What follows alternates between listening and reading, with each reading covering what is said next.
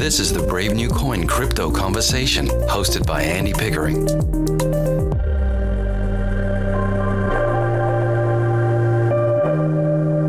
Hi everyone, Andy Pickering here. I'm your host and welcome to the Crypto Conversation, a Brave New Coin podcast where we talk to the people building the future in the Bitcoin, blockchain and cryptocurrency space. Let's do it. My guest today is Sid. Sid is the co-founder of Nirvana Finance, of course, the pioneering DeFi protocol that enabled risk-free leverage through an innovative reserve-backed asset, and also recently announced and relaunched as Nirvana version 2, which of course we will discuss and learn all about today. Welcome to the show, Sid. Great to be here. Great to have you here, Sid. Let's do what we do at the beginning of the show. It would be super cool if you could please introduce yourself. I would love to hear some of your personal and professional backstory. I guess, some of the background. What have you been doing in the lead up to first co-founding Nirvana Finance? Goodness. The truth of it is that for a great portion of my professional life, I was pursuing a career in philosophy. And then most of the way through a PhD, thought the better of it and moved over to get a higher degree in computer science. Worked for a while in software, both enterprise and research, and found my way into crypto about 4 years ago. Not as an investor, not as a trader, but rather pulled in by curiosity with the technology, what it's capable of. I think I fit the demographic where the worldview, the mystique of this open, borderless, immediate, disintermediated platform is a paradigm shift that we're still seeing the beginnings of what it all can mean. So I caught the bug and began building in that space for the last 4 years solid. Very nice. And I think it'd be useful at this point, Sid, maybe just as more background. A lot of people, of course, will be aware of some of the history here, but not everyone will. So, with the relaunch of Nirvana version 2, if you like, I guess you'd describe it as a very good story of resilience. But maybe do you want to just briefly kind of walk through what happened back in 2022?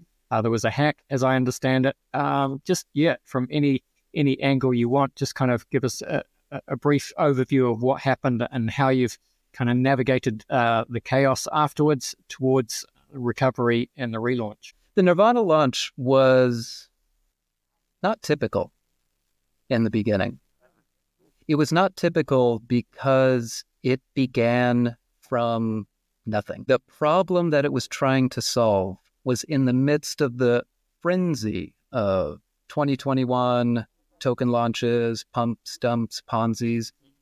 How could there be an asset that stays true to the principles of crypto, and the truest expression of that being Bitcoin or something like that? An asset that just exists. There's no central committee. There's no foundation with a vesting schedule. It's just an asset. And the reason anybody has it is because they earned it. They earned it by participating in the network. They earned it by buying it. That's what makes Bitcoin resilient, that there's nobody, or at least if there is somebody behind it, we don't know where they went. There's nobody steering the ship. It's purely organic. It's purely self-bootstrapping. Nirvana just started. It started, and I'm sure we'll get into the details, but it started as a way to launch a token in the world of smart contracts and DeFi that did not require any outside investment, infrastructure, capital. Typically, if you're going to launch an asset, it takes quite a bit of preparation, getting the lawyers in place, the market makers. You have to set up some deals, loan tokens in order that markets become liquid, that the launch is strong, et cetera, et cetera. Nirvana starts with just 0 tokens in supply, Nobody holds them, no team, no insiders, no sweethearts. And they are just on sale. The market buys them. And as the market buys them, Nirvana itself becomes more liquid, more capitalized. It grows with demand. Now, this was going very well on Solana. And I believe that it was going well precisely because anybody who held was bought in. There were no assets minted out of thin air. Everybody had a cost basis. There was no one to dump because if anybody owned this asset, they owned it because they wanted it. They paid for it. But I suppose the lack of insiders or friends with high places meant that when the hack happened, which was just a bona fide DeFi exploit, essentially a rounding error that was exacerbated through the capacity that DeFi platforms have for flash loans. I mean, it was exacerbated through a tremendous artificial influx of money that took advantage of this rounding error and emptied all of the assets in the reserve in one transaction. So instantaneously, the protocol was decollateralized. All of the money was taken, which incidentally happened while the whole team was together a week before my wedding even. It was an emotional time. And it was emotional especially because the Nirvana value proposition was that this is not a highly volatile, flash-in-the-pan roller coaster ride. The mission of this project is to be a durable store of value, and it attracted the kinds of customers that had different expectations than gambling on something that may only have a month to its life. So any kind of hack would hit hard, but this one hit especially hard. Also had our own money in the protocol, and that emptied out the coffers, the treasury. Whatever we had in reserve was gone. And what little we had left was spent on hiring detectives, sleuths, people, security firms to try to find the hacker. That went on for a while, and eventually the United States Department of Justice found the individual, prosecuted him, convicted him. It's the first case of a conviction, and at least on American soil, for hacking a DeFi protocol. And most pertinently, they found his thumb drive and seized the assets and delivered them back to us. You're talking about the hacker himself, who was famously I guess you'd call him a security engineer. I think his name was Shakid Ahmed. But yeah, as you point out, that's right. He was indeed, or his conviction was, I think, the first ever case of an American protocol being someone being charged for hacking that protocol. How significant a milestone do you think that was, not just for yourself, but I suppose for DeFi in general? And then you can talk through the thumb drive, and we can talk about how those funds were, of course, eventually reimbursed. Well, it is heartening to see that fraud is fraud, crime is crime, and governments step in where private individuals fail. I want to linger on this point because maybe it's ironic to the crypto thesis, and maybe accountability and responsibility of customer funds could benefit from a paradigm shift here, where the government truly identified this as crime. They did what we as private individuals could not do with levers of power. Put this individual in prison, and he surrendered his assets as part of the bargaining deal. This is a good thing. DeFi is not about shirking responsibility. That's not the goal of this sector. The point of DeFi is just openness, transparency, and borderlessness, immediacy. So many DeFi projects tend to miss this important point, and they take advantage of the anonymity or, let's say, censorship resistance of blockchain platforms as a way to avoid accountability and responsibility with customer money. The goal of the way we address the restitutions is to take full accountability and responsibility and do best by our customers. Thankfully, we had that opportunity with the actions that the Department of Justice took. And so the most appropriate thing to do was give back 100% of the recovered funds to all of the depositors. And it was given back in a fair algorithmic fashion where, because we're on a blockchain, you have a pixel perfect snapshot of the state of everybody's balance at the moment of the hack. And they received their proportion of the recovered funds equal to the proportion of their exposure to Nirvana at the time of the hack. Nothing could be simpler. What we want to exemplify is the value of accountability. We say a lot that crypto is trustless, and it's true that technology is trustless. When you have a distributed database like a blockchain, you don't have to trust any individual operator, but applications are trusted. When you deposit your money in somebody else's program that they built, you are trusting them with it. You are entrusting them to steward your capital, stick to their promises, be good custodians. And if things go wrong, you should expect that they do everything in their power to make it right. Now, we want to set that standard, and we hope that this becomes more normal and expected, just as in the conventional physical space of banking and services and consumer protection. Protocols should have skin in the game.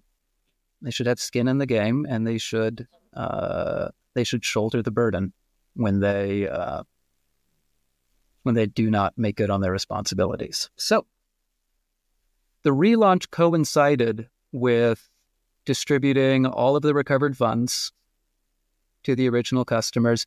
And then on top of that, to make up for lost time and hopefully make the customers not only whole, but better than whole, the revenue that the protocol generates is shared out in perpetuity to all of the victims of the hack. So they do get their money back, and then till the end of time, they collect money continuously and automatically through the smart contract itself. So right now, with this relaunch, my mission is really just to make this as large and as profitable as possible in order to compensate the people that trusted us with their deposits.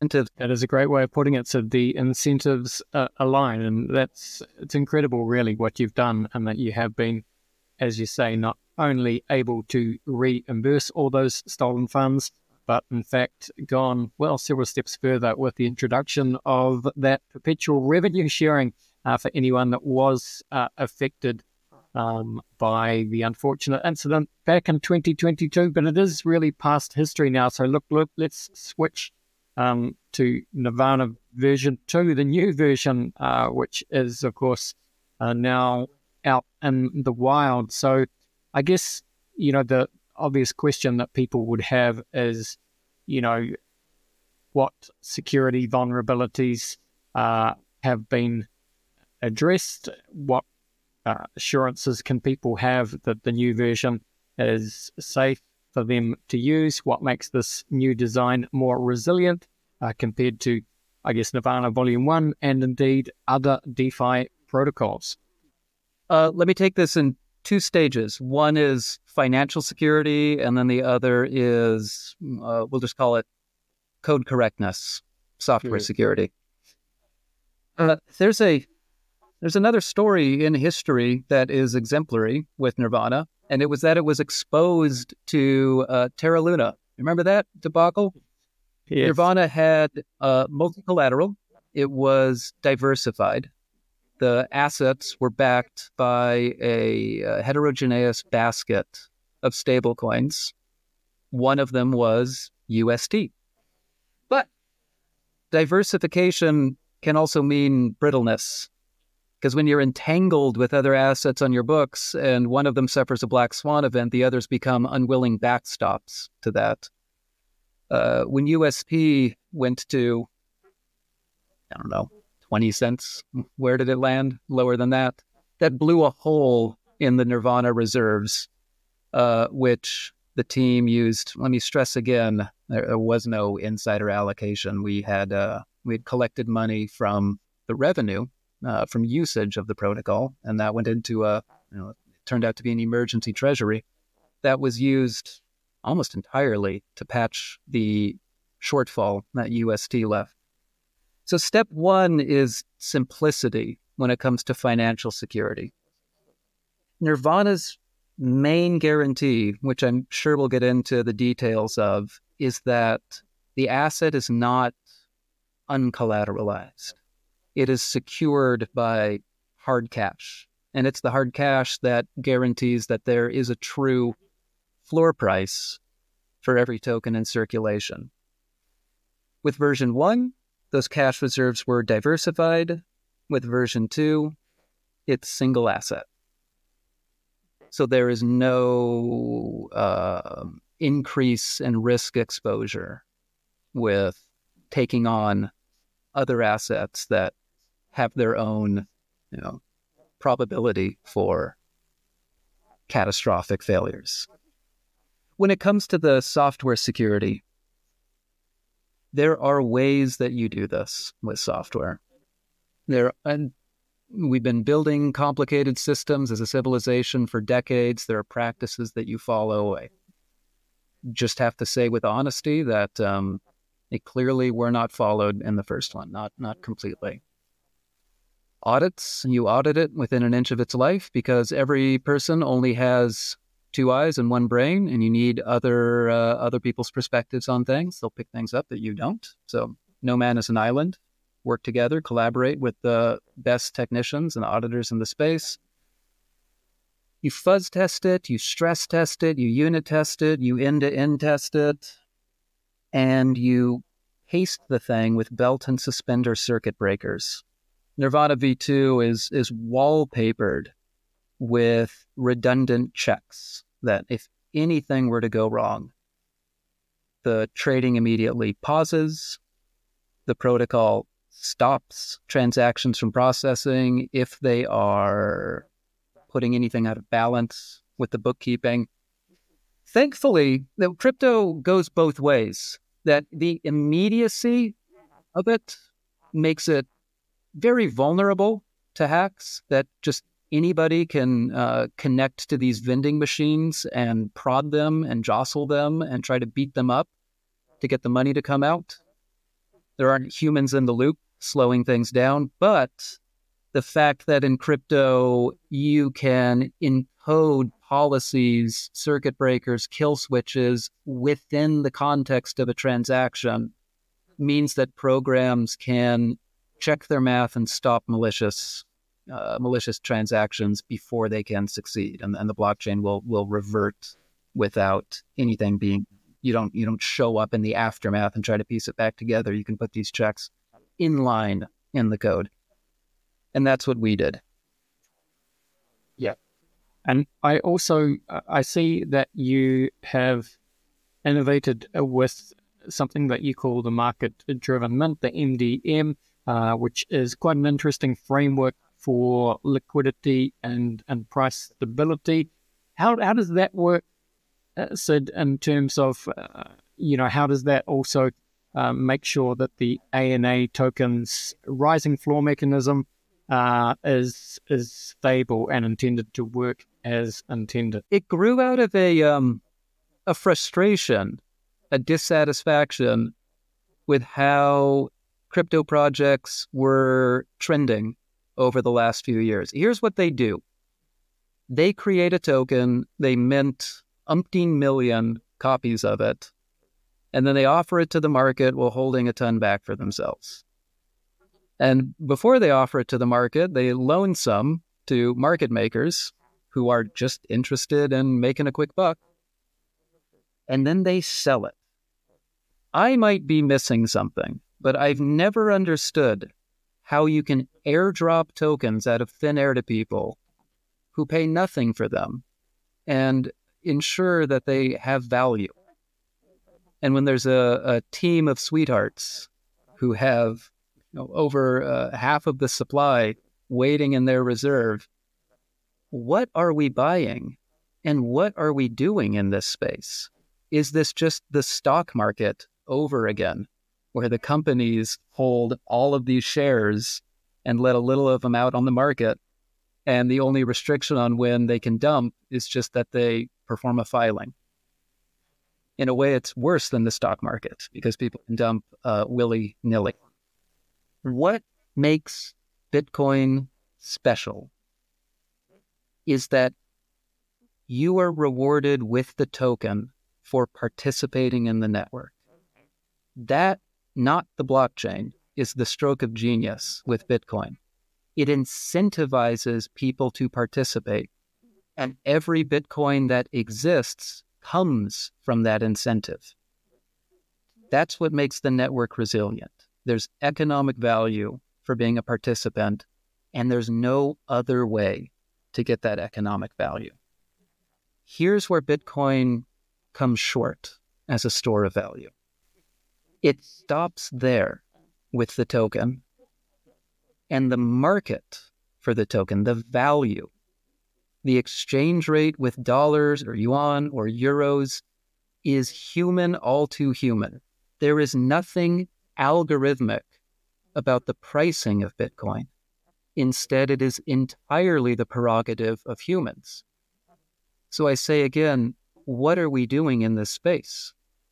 The purpose of crypto, the mission of it in the beginning, was driven by this realization that fallible humans should be taken out of the loop. Why Bitcoin is exciting is because the monetary supply is not up to human decision. You can go one step further and make the pricing not up to human decision. Or to be more precise, you can make the liquidity not up to human decision. The market-driven mint with Nirvana is the cryptoification of value. Crypto's done a great job making settlement, balances, ledgers, trustless, automatic, algorithmic, but it has done safe to say, a less than stellar job making markets and value something which also follows those principles. The Nirvana platform is able to launch a token that has true value starting from zero. Zero market makers, zero liquidity, zero need to allocate to insiders. It just begins.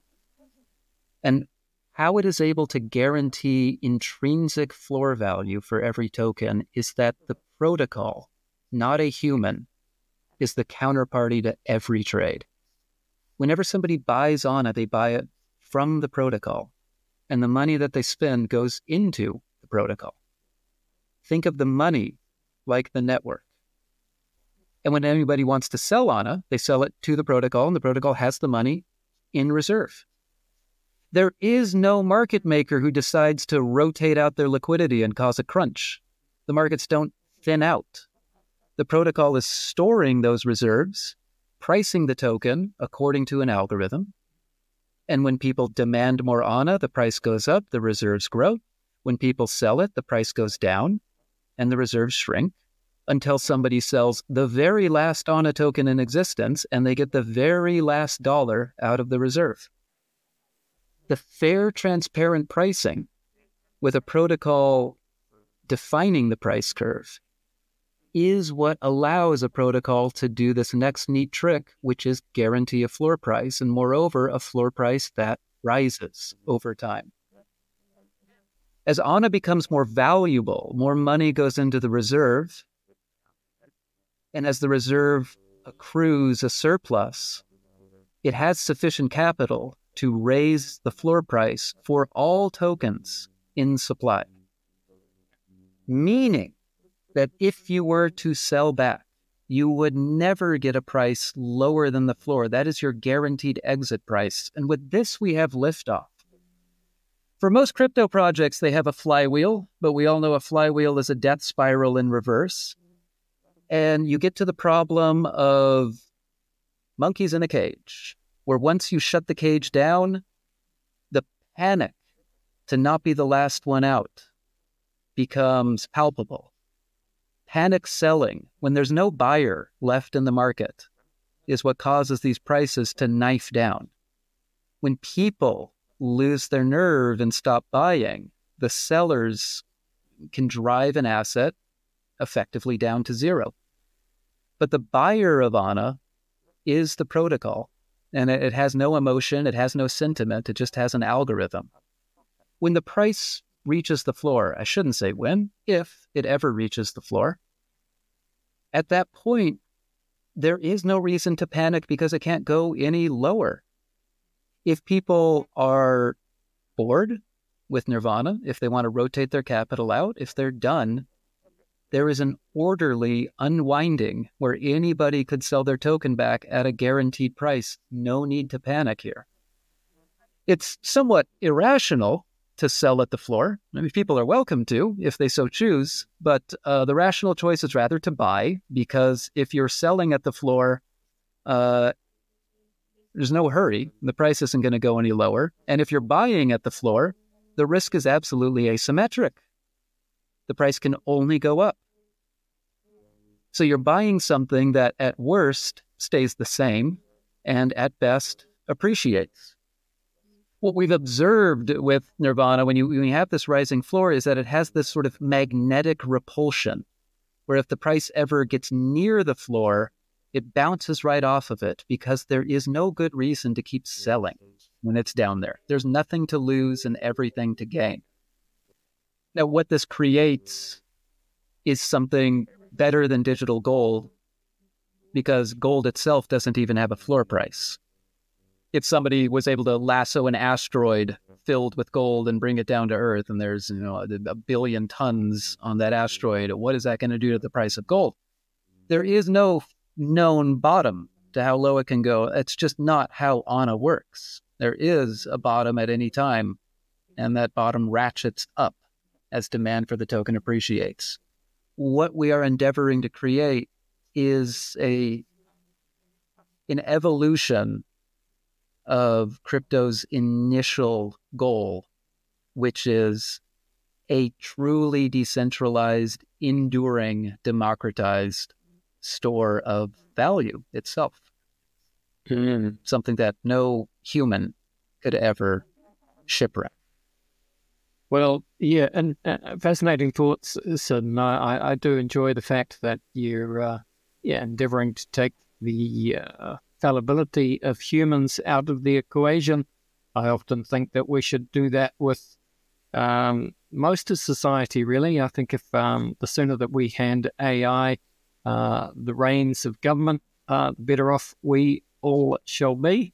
Maybe not just yet. Let another few training cycles go through, but I'm pretty sure that will happen in our lifetimes. But just on Bitcoin, you talked a little bit about Bitcoin. On that point, I would trust an AI car to drive better than me. That's well, I dare exactly say. Right. And I'm fallible too. I'm fallible. And that's why I didn't give myself any tokens. Nobody got any tokens. The fallibility of humans extends there. A team should not receive ANA tokens because then they have perverse incentives with the people that would be buying it. I wouldn't trust my own motivations if there was a pre-mint, a vesting schedule, mining or whatever. The protocol is pure and stands alone. So, look, as we start to finish up this part of the podcast, Sid, what else do we need to know about Nirvana Volume 2? the reinvention of Nirvana Finance. What you're starting with stable coins like USDC. Eventually, I believe Solana, Bitcoin, digital gold will be available as well. What's the strategy behind that, I suppose, rollout? And how do you see the ecovision and ecosystem growing from there? And yeah, what else do we need to know? What we need to talk about is governance. We need to talk about how protocols are steered and tuned. The status quo in DeFi is to use a governance token. Where does it come from? It's printed out of thin air and put in a treasury and maybe emitted to the community at the whim of whoever owns the multi-sig. And governance proceeds like a frog from lily pad to lily pad. It's very discreet. It's usually based on bulletin boards, arguments, advisors who are probably compensated in the governance token.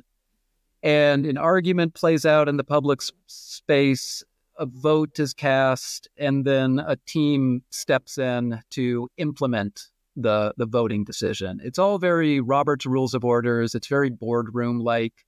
And it is generally an oligarchy, not a democracy. Because who owns the vast majority of the governance tokens? Probably not the retail users. There is a better way to do this. There is a way that is not so held back from lack of imagination and just emulating what we do out in the world. You can have governance be algorithmic and automatic also. Again, this is the Bitcoinification of all these aspects of DeFi. The first one I mentioned is there's no team allocation, just like with Bitcoin, there's no team. The second one is that the market is algorithmic and human-free, just like the monetary policy of Bitcoin. And then finally, governance can be fully human-free too. Bitcoin is not even there yet. The way Bitcoin governance works is the validators. It's close, but the miners, excuse me, I've been working in Solana too long. The miners vote with the upgrades to their system, but they are people, and they are people who can be motivated. Governance in Nirvana is the first of its kind, as far as I'm aware, where every parameter of the protocol, the policy with how it emits tokens, the fee rates on the exchange, the fee rates on other aspects of it, they're all just numbers. They're all just quantities. And what governance does is it nudges those numbers on a periodic cadence a little bit in either direction. It's quite simple. If you hold the governance token, you can vote. And what you vote on is whether to move these half a dozen numbers up or down, each one. I want to move this one up. I want to move this one down. The majority wins every week, and the numbers get adjusted. The best government governs slowly, incrementally, not by huge gestalt shifts at random intervals. But Nirvana continuously tunes and adjusts itself according to the wisdom of the majority. And it does so in a way that would keep working even if I or anybody on the team fell into a volcano tomorrow. This protocol runs as a protocol, which is to say it runs itself. And the users are those who've earned governance power to direct it. And I will say that one of the parameters is the emission rate of the governance token itself. And to my surprise, the token holders are already voting to move it down. They think the emission rate is too grand, and they are deciding we should emit less of this. So this gives me, it's very interesting to see that people are already thinking about the long-term health of the protocol, and it's not just sheer greed to up the emission rate and take what we can now. It's off to a very strong start that the people are in charge. Yeah. As they should be. So the people should be in charge. That is how the wonderful world of DeFi works. just to finish up this part of the podcast, it'd be good, Sid, if you could just direct people, for those who want to learn more about Nirvana Finance or load up the app, have a look around. What is the best place for them to do that? What should they do? Where should they go? Oh, Nirvana.finance. And if you'd like to read about it, docs.nirvana.finance, app.nirvana.finance. That's where you can go explore the product hands-on and use it. And we also run a DevNet version of the application at devnet.nirvana.finance. Try before you buy. Understand the protocol. There is a fair amount of this which is not typical. It doesn't follow the regular dance moves of DeFi. And as it's charting its own path, there is something of a learning curve to fully comprehend why there is a floor price and what that means for the market dynamics. That's why we have a demo to play with. You mentioned that early on, one of the features of this is risk-free leverage. I'd like to just expand on that point for 1 second, just as an illustrative example of why using the demo is worth maybe 10,000 words, whereas an infographic is worth an order of magnitude less. ANA is a pretty unusual collateral in that it has that guaranteed value to it. What this means is that a lender could lend without any worry of ever losing their money due to bad debt, as long as they don't lend more than that guaranteed intrinsic value. If you collateralize ANA and your debt does not exceed the floor value of ANA, there is no risk of under-collateralization. ANA can go up, it can go sideways, it can go down, but it won't go beneath the floor, and your debt will never outweigh the intrinsic value of your asset. Rather than try to work with other borrow-lend protocols to implement what's possible with this kind of lending, Nirvana has a native lending facility, a native leverage module built into the application, where you can, the most basic way to use the protocol is just buy ANA like you buy Bitcoin. You just hold it, and you hold it for the long haul. One thing that it's hard to do with Bitcoin, but easy to do with ANA, is you get leverage based on that collateral. When you deposit it in the protocol, it's collateralized, and we offer a native hard-pegged stablecoin called NERV ANA.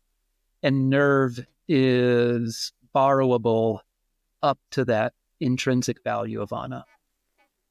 So build rather than buy in the case of this protocol. There is a native facility for acquiring leverage on your collateralized ANA.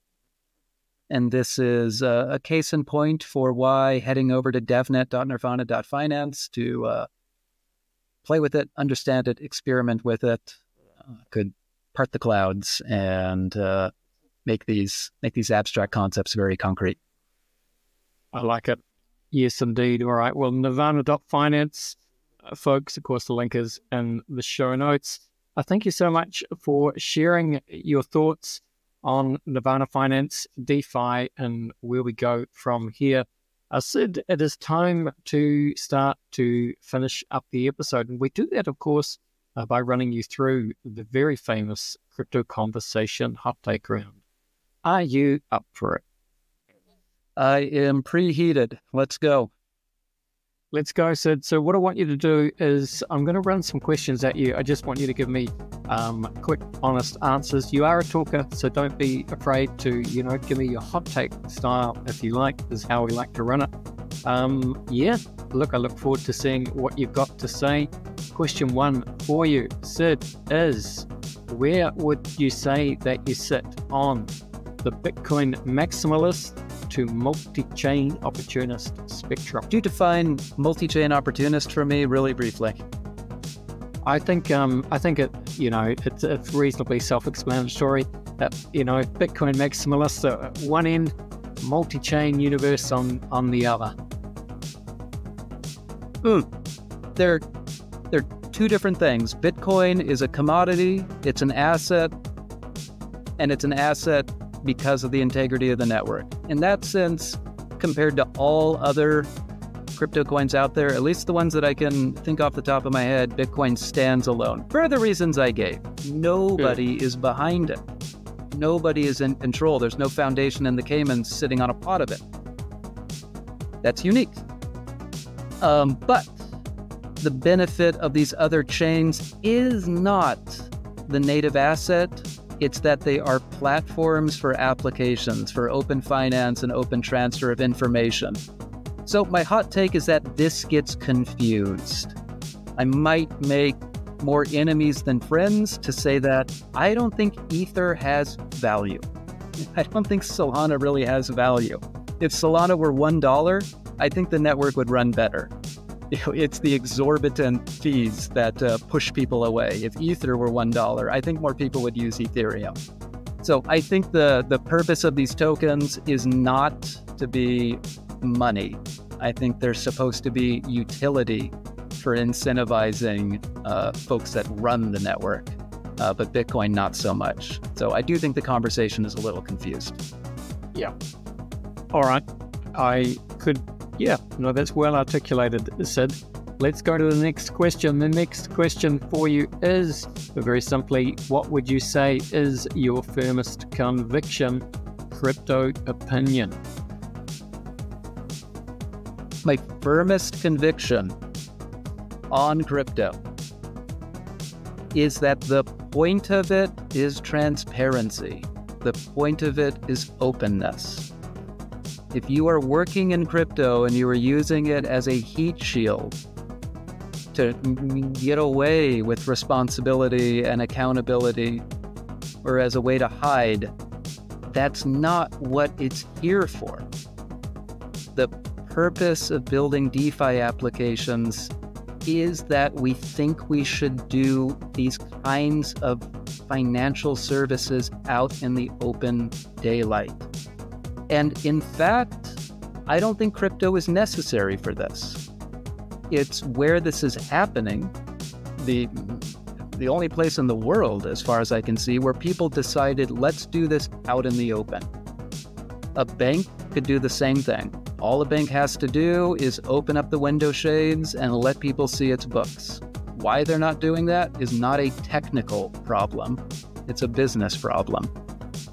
And so my hope is that in the years, decades, wherever the zeitgeist takes us, this principle that you see the seed of in crypto becomes more prevalent in how people run businesses. So there it is. Crypto is an idea, and the most important idea doesn't actually require the technology. I like it. All right. Sid, you may well be familiar with sci-fi author William Gibson. He, of course, famously said that the future is already here. It's just not evenly distributed. Now, with that in mind, Sid, can you think of an example of the future being here right now, but most people are not yet aware of it? Where to begin? Where to begin?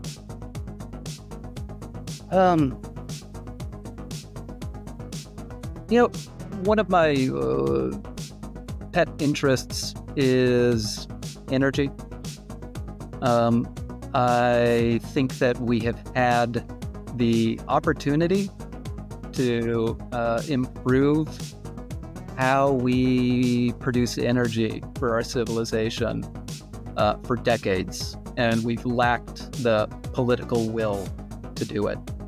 I can't think of a more obvious and excruciating example than that we split the atom 80 years ago, essentially, and have done very, very little with that power.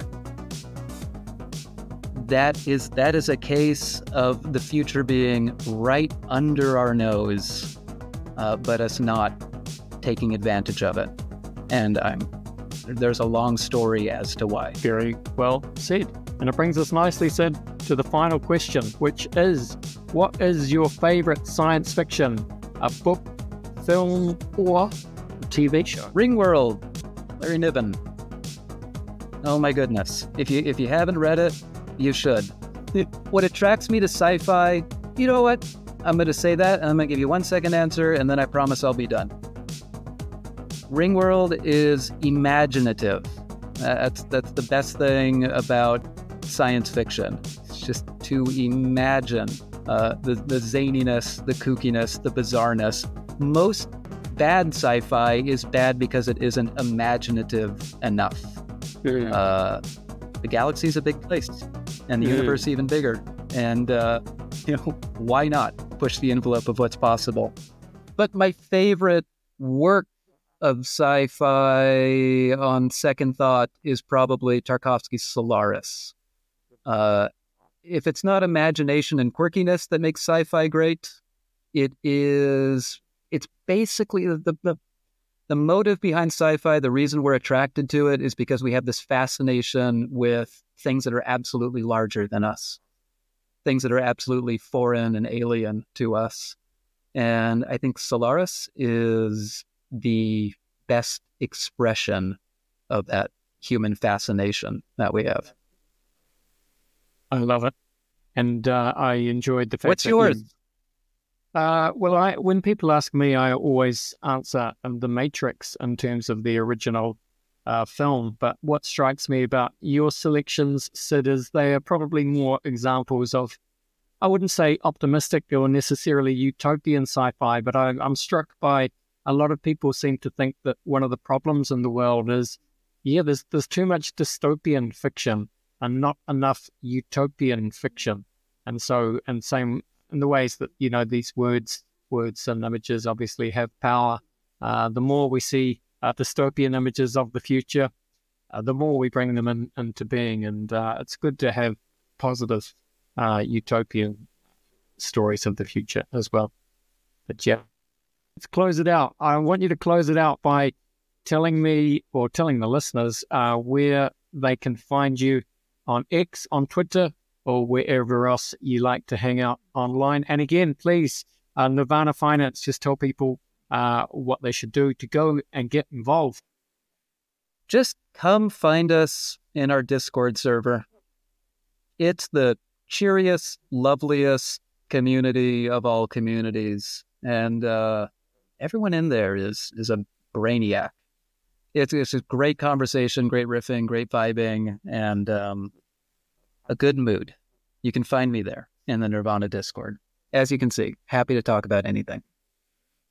I love it. Thank you so much for coming and spending Thank you very some much time. for the time. This is a delight.